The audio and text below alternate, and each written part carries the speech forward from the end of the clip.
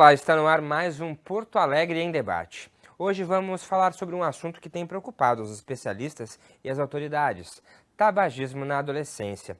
Segundo a Sociedade de Pneumologia do Rio Grande do Sul, só aqui na capital, até um quarto dos adolescentes já usou o cigarro eletrônico, mais conhecido como vape.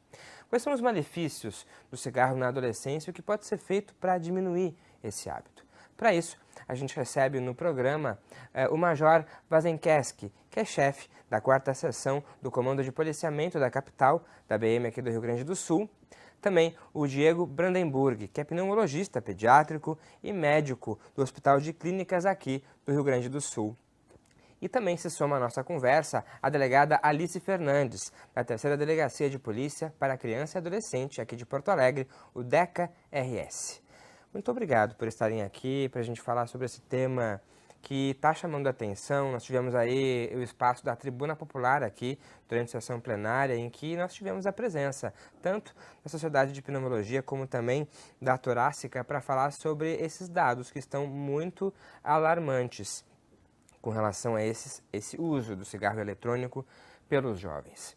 Começando com você, delegada Alice, eu acho que a gente pode começar falando sobre essa comercialização, essa venda que ela é proibida, já começa por aí. E os órgãos estão tentando fiscalizar, mas é muito difícil ainda, né? Bem-vinda. Exatamente. Agradeço muito o convite para estar aqui representando a Polícia Civil, para tratar desse assunto tão importante, né, principalmente no que tange a adolescentes e crianças. Especificamente quanto ao vape, né, nós temos, em questão de criminalização, que ela é uma substância cuja importação é proibida. Ela não tem uma substância ilícita dentro dela, diferente do tráfico de drogas, né?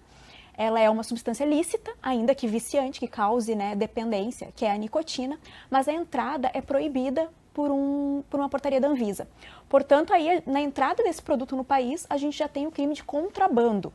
Diferente do cigarro, que a gente tem um crime de descaminho, que é simplesmente não pagar impostos, o crime de contrabando, a entrada é proibida. Qualquer autoridade, seja administrativa, como a Receita Federal ou a Polícia Federal, ao se deparar com esse produto entrando nas fronteiras do nosso país, já apreende, né, e incrimina, então, o sujeito por essa conduta.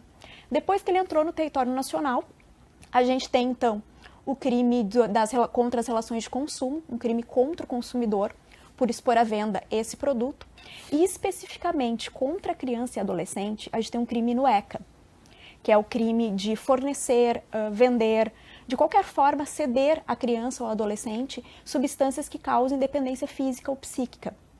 É um crime com pena de 2 a 4 anos, dentre as quais entra o crime de venda de bebida alcoólica também. E o vape também entra, né, assim como o cigarro comum, entra nesse crime. Se for uma substância ilícita, né, aí temos o crime de tráfico de drogas com aumento de pena. Então tem esses diversos crimes em todo o trajeto dessa substância, né, até chegar à nossa criança e o adolescente. O adolescente que consome não incorre em ato infracional. Quem incorre em ato infracional é quem entrega ou dá. Inclusive temos casos, exatamente, temos casos inclusive em outros estados do país que o próprio pai foi incriminado por essa conduta, ao ceder, ao entregar para a criança, porque não precisa ser uma venda, pode ser a simples entrega. E até mesmo um outro adolescente que entregue, né, para um colega, para um amigo utilizar, também está incorrendo nesse ato infracional. O que a gente vê também tenta coibir isso, mas a venda pela internet é muito grande também e conseguem encontrar meios de conseguir também esse cigarro. Exatamente. A internet, como a maioria dos crimes, né, que têm sido cometidos, é mais difícil, né, de serem apurados, a gente chegar no real fornecedor, mas cada vez mais atuamos com questões de inteligência a fim de evitar, né, desde a origem, a propagação desses produtos. Doutor Brandenburg, Diego, já passou do mito, eu acho, da gente falar sobre o cigarro eletrônico ele é menos viciante ou faz menos mal do que o cigarro convencional. Isso não existe, né? Queria que o senhor pudesse explicar isso pra gente, por favor. Bem-vindo. Obrigado pelo convite mais uma vez para abordar um tema tão sensível, né? Acho que a gente tem que desmistificar realmente essa questão, porque o cigarro eletrônico, ele parece ser mais amigável do ponto de vista de não incomodar tanto com a fumaça, pelo contrário, ter um cheirinho agradável, ter um apelo, né, para o consumo. Ele é facilmente socializável, então é quase que para compartilhar, né? Então a gente vê que o consumo, a prevalência tem aumentado muito, né? Definitivamente ele foi talvez criado como uma estratégia de diminuir a dependência do cigarro, mas atualmente os dados são conflitantes ainda, mas mostram uma tendência de que não funciona dessa maneira, né? Pelo contrário, tem aumentado a adição. E hoje se utiliza de uma forma muito diferente disso, né? Uma forma recreacional. Porém, a gente sabe também que isso vem aumentando o consumo de forma geral, estimulando também o consumo de menores, adolescentes, onde a gente vinha historicamente tendo uma redução do tabagismo, do cigarro comum, quando com a utilização do vaping, a gente observou, além do consumo adicional do vaping, um aumento novamente do consumo do cigarro comum. Então, definitivamente, essa estratégia de cessação de tabagismo pelo vaping não parece ser uma estratégia efetiva. Bem?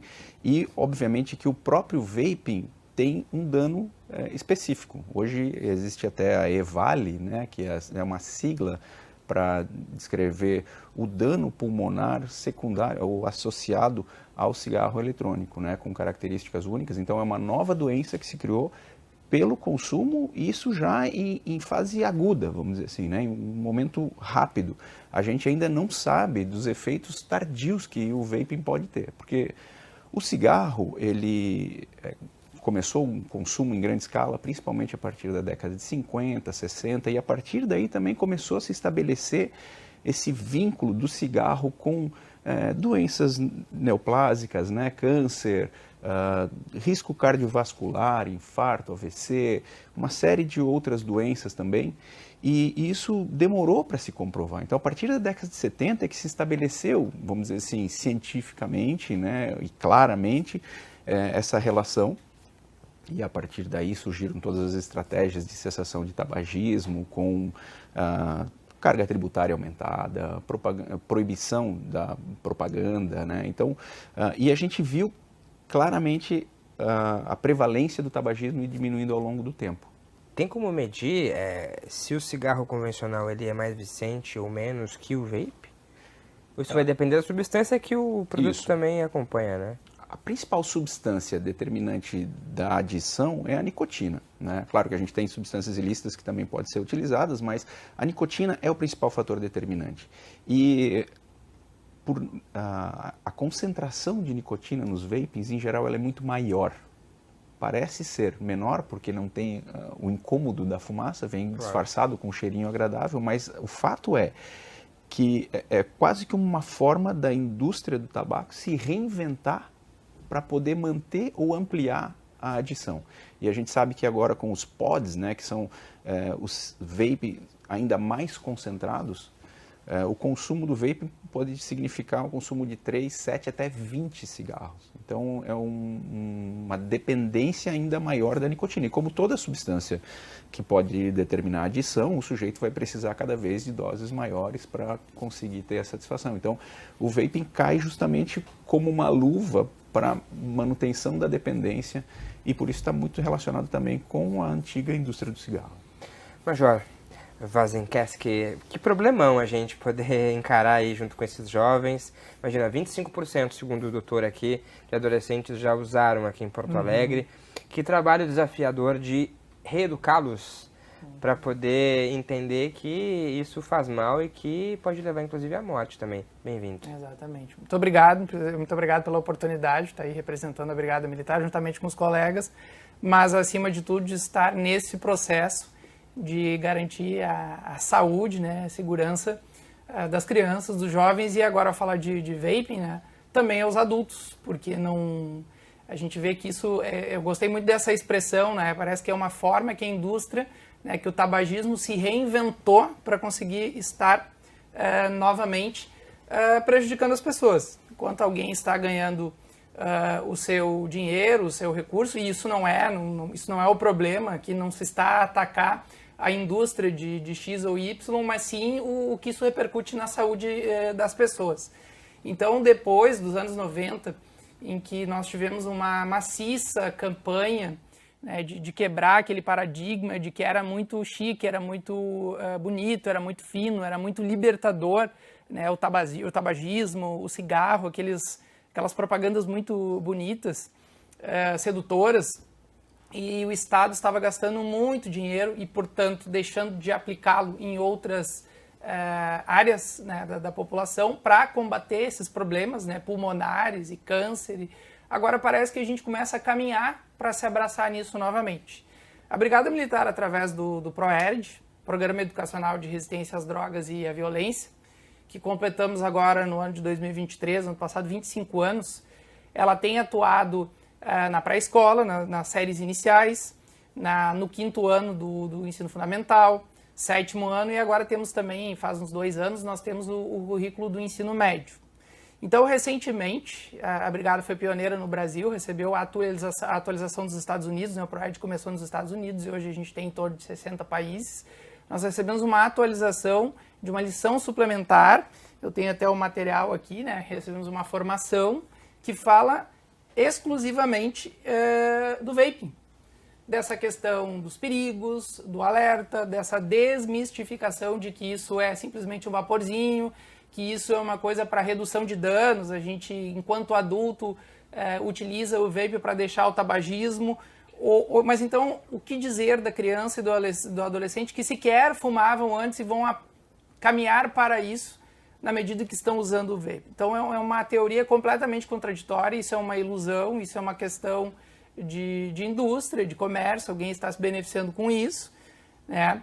E a Brigada, através do PROERD, ela está tentando intervir nisso de uma maneira de simplesmente, já que está sendo passada essa ideia, nós, proerdianos, vamos passar a outra ideia, que é o fato de que isso não é bom, isso é um vício, isso tem substâncias tóxicas, isso novamente estamos falando de nicotina, isso não tem uma regulamentação, além de ser proibido, além de ser maléfico à saúde, falta regulamentação. Não tem uma regulamentação. Então, assim como nós estamos falando de nicotina, pode ter o que eu quiser ali dentro, enquanto vendedor. Então, nós vamos nos abraçar no escuro. A lição suplementar do PROERD, a falar de vaping, ela usa a expressão porquinho da Índia, né? Foi lá dos Estados Unidos, se entendeu como a ideia de sermos cobaias. Assim como todos nós, mas uma grande parcela de pessoas, depois dos anos 90, se deram por conta que estavam sendo cobaias de uma coisa chamada tabagismo, né? Vamos ser essa cobaia de novo para daqui a 15 anos, 20 anos, ver o mal que isso vai fazer, principalmente para as crianças. Então, enquanto PROERD, a gente procura atuar nesse alerta. Porque eu fico pensando também, a gente não convidou aqui uma psicóloga, mas não pôde se fazer presente. É muito difícil entre os jovens. A gente sabe que existem modinhas e a gente sabe que existe toda uma questão também comportamental e emocional também nisso aí, né? Se eu não estou usando, eu não estou aderido à turma, é estranho, tem que usar também.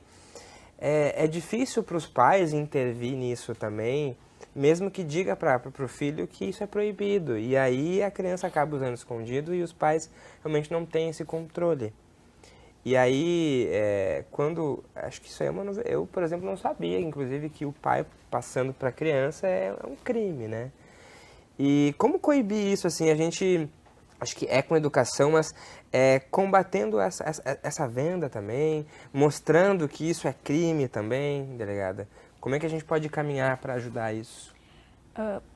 A diferença desse tipo de crime, e eu dou o exemplo também dos crimes de violência doméstica, né, que é uma área que eu atuei durante muitos anos, é que são crimes que ocorrem no interior das residências ou no interior de estabelecimentos fechados.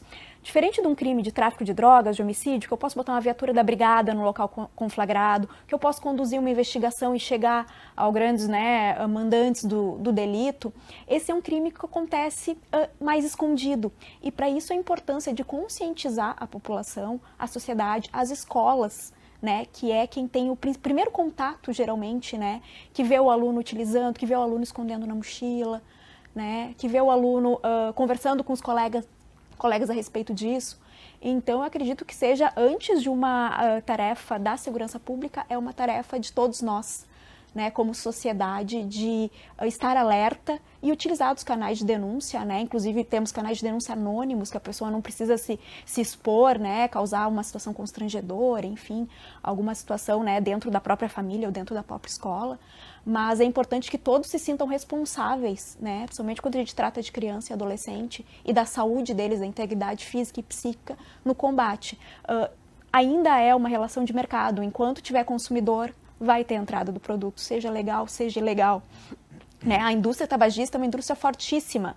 Por enquanto nós temos só importados, né, cuja entrada é proibida, mas daqui a pouco capaz de ser liberada a fabricação interna, né? Uma indústria riquíssima e que é poderosa, e justamente por ela estar se reinventando e ter visto um nicho de mercado nesse produto, não é de se imaginar que daqui a pouco seja um produto lícito dentro do país, né? Porque a nicotina é uma substância lícita. Então, a despeito de, né, estamos cientes de que tem alguns, inclusive com THC, né, que é a substância química da maconha, já temos dentro do país, daí, né, portanto, incorrendo no crime de tráfico de drogas, Sim. Né, a mesma coisa que um baseado, ou muito mais forte devido à concentração, né. Então, é algo que a gente precisa pensar antes como sociedade, como família, como escola, para coibir realmente esse consumo. Você falou mais cedo sobre a questão da bebida alcoólica e se caminhou muito para que a gente chegasse no patamar que a gente está hoje, de a gente ter uma divulgação maciça e realmente regulamentar essa proibição para menores. Vamos torcer para que isso não demore muito com o vape também, para que a gente possa ver, como você falou, a sociedade mais engajada nesse sentido. Mas como foi falado, as peças estão soltas também. E aí fica difícil de amarrar isso também. Mas é o mesmo crime da bebida alcoólica. Por isso que é importante deixar claro. É o mesmo tipo penal. Há, inclusive, uma proposta de lei para acrescentar especificamente o vape, mas é uma mera redundância. Né? É o mesmo tipo penal, é a mesma penalização.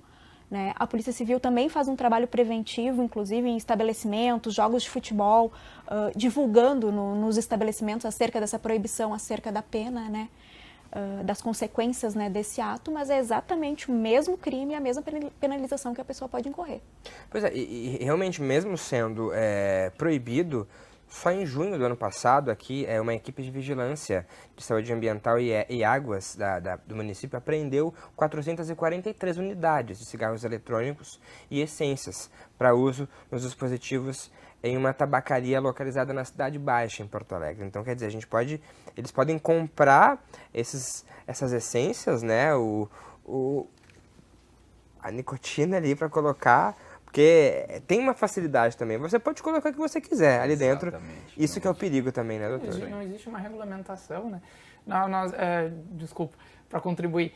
Nós tivemos um material até na nossa recente atualização que mostrava uma espécie de um leque, de um disco, e que ali era uma espécie de uma propaganda de um produtor, né, da indústria do vape. Então mostrava em torno assim de 50, 60 essências diferentes. O que isso quer dizer? Isso é uma ideia, né, em potencial. Na medida em que a gente olha para esse leque de essências sedutoras, essa brincadeira, essa propaganda colorida, isso é um dos procedimentos da arte da propaganda. E a gente vê num vape uma essência de açaí, de melancia, ou seja, de tudo. Daqui a pouco a gente vai parar no THC. Daqui a pouco do vape, novamente a gente vai para o cigarro. Do cigarro a gente vai para a maconha. E aí a gente começa a repetir todo aquele discurso que já se falou e sem se dar por conta a gente está fazendo. Então, quem é pai, quem é adulto, quem é professor, quem está tendo contato com jovens, isso é importante. Assim, será que a gente está se dando por conta que essa essência de açaí, isso é o prelúdio, isso é o início para onde se quer chegar, de uma maneira muito maior de poder se oferecer, né, se atingir mais consumidores disso.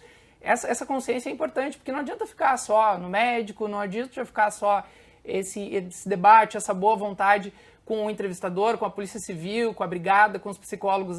Gente, nós somos a sociedade, a responsabilidade compartilhada, né? 144 da Constituição, né, dever do Estado, direito e responsabilidade de todos. Nós temos que discutir sobre isso, para que o jovem ele não tenha só essa ideia de quem está querendo vender. Intervir mais forte e é muito lúdico e atrativo, como você falou, essas essências.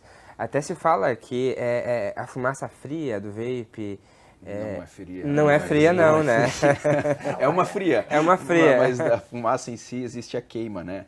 A gente não sabe muito bem o que tem ali dentro e acredita que seja uma fumacinha de um aroma agradável, né?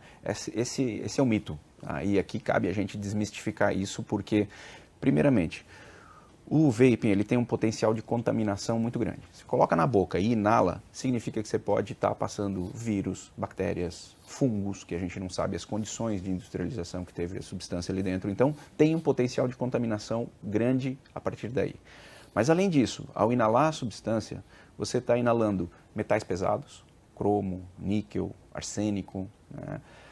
Você está inalando o derivado da queima, o vaporzinho, né, que é o glicerol, o propileno glicol, e além disso, inúmeras substâncias cancerígenas que a gente nem sabe o que tem exatamente, porque a gente não sabe como são compostos os aromas e os resíduos da queima desse aroma que podem determinar injúrias pulmonares, né? Então, por isso que a gente já tem a EVALI descrita como uma doença associada especificamente ao cigarro eletrônico, com mais de 13 mil internações nos Estados Unidos. Aqui a gente não sabe exatamente esse número ainda, não tem dados precisos em relação a isso, mas a gente vê que também tem episódios de morte relacionados com isso, né? Mais de 400 casos já tinham sido documentados em 2019, tá, nos Estados Unidos. Então a gente acredita que esse número vem crescendo diariamente. Tá bem? Então são várias as formas com que o vaping pode causar dano à nossa saúde. Isso de forma aguda, porque a gente não sabe como se portam os pacientes expostos a 20, 30 anos de vaping. A gente não tem esse número. Como não se sabia ao falar nos anos 90 Exatamente. do tabagismo. Hoje a gente sabe, por exemplo, que as mães que fumam durante a gestação vão atribuir um risco aos seus filhos. Eles vão ter mais chance de doenças respiratórias, vão nascer tem mais chance de nascerem prematuros, nascerem de baixo peso, terem infecções respiratórias ou de outras causas, vão estar relacionados com um menor tamanho de pulmão, com episódios recorrentes de chiado no peito, enfim, vão determinar uma série de complicações para a saúde do bebê por essa exposição prévia e que hoje a gente sequer tem dados, a gente não sabe como vão se portar os filhos de mães que consumiram vaping durante a gestação depois de alguns anos.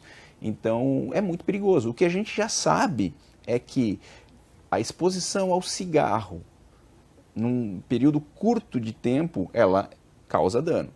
O vaping também, e ainda mais do que o próprio cigarro. A longo prazo a gente não sabe, mas a tendência é que seja ainda pior. Então, definitivamente, é algo que não vale a pena provar, não se deve compartilhar, tá bem?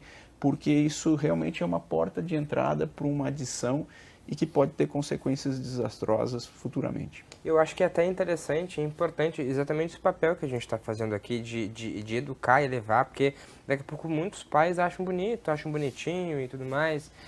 E vejam bem, não é. Como foi falado pela delegada, né? Isso tem que mudar dentro de casa, é uma mudança de cultura e de pensamento também, já entendendo que é crime. Como é que isso aqui no Rio Grande do Sul a senhora tem acompanhado em termos de denúncia? Imagino que não muitas, justamente porque não há essa consciência ainda de que é um crime realmente.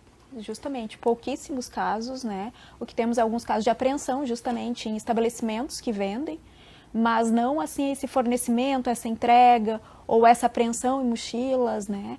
A gente vê realmente a sociedade muito pouco engajada, né? No denunciar isso ou até trazer o nosso conhecimento via denúncias, alguma coisa mais informal assim também não chega ao nosso conhecimento, por isso que é tão difícil o combate por parte da polícia. Até porque eu não sei, imagino que nas escolas as crianças entram com o vape na mochila e é super liberado, assim, não é uma restrição, um impedimento, a escola não revisa Não, é muito complicado, assim, o que ocorre quando a gente quer fazer uma revista, normalmente quando a gente é solicitado pela escola, isso é bastante complicado, porque mexer na mochila de um adolescente, se mexer nos bens de um adulto, numa abordagem, e recentemente isso voltou a ser discutido pelo Supremo, isso já é complicado, imagina um adolescente, uma criança. Mas quando há um comum acordo com a escola, uma solicitação, se justifica uma necessidade, não existe uma proibição legal para fazer isso, mas é tudo muito complicado. Aí quando existe essa operação, se pode fazer. Mas se a gente vai ficar contando com momentos programados, combinações, e às vezes é difícil conseguir a opinião, a aprovação de todos, o vape já está aí, o cigarro já está aí, ou até mesmo um instrumento cortante, não vamos nem falar de arma de fogo, mas um instrumento, ele já está há muito tempo. Então, não vai ser suficiente a gente ver um método do que a criança tem, o adolescente tem dentro da mochila. A gente precisa ter o diálogo e a conscientização, e eu acredito, creio que muitos pais, muitos adultos e muitos jovens que começaram a fazer uso disso, realmente é a falta de informação. A maioria. Outros não é falta de informação, é opção. Optaram por uma escolha ruim. Mas é a falta de informação de achar que isso não é lesivo à saúde. De achar que realmente é uma massinha, é cheirosa, que é para redução de danos, que é para deixar de fumar, e etc, etc. Essa é a ideia, é dar informação para tomar decisões seguras e longe das drogas. Isso é um lema do Proerd. Felipe, se você me permite, a gente tem que ser justo, porque as escolas têm um papel importante, né? Elas são um lugar, um centro de educação, né? Então a prevenção cabe muito bem aí, não é um lugar de punição ou de fiscalização, né?